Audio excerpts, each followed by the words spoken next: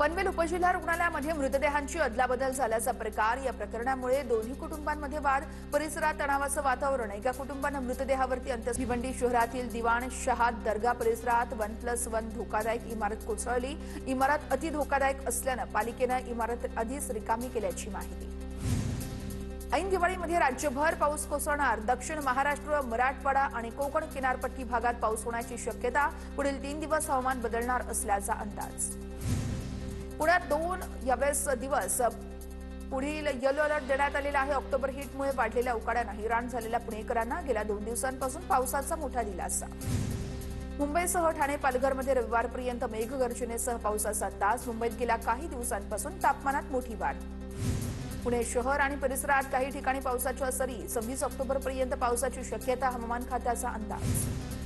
नाशिकच्या मनमाड, बागलाण परिसरात जोरदार पाऊस। 2 दिवसांच्या विश्रांतीनंतर वादळी वाऱ्यासह पाऊस। सोलापूर शहरात पुन्हा एकदा मुसळधार पाऊस। जोरदार पावसामुळे सकल भागात पाणीही साचलं।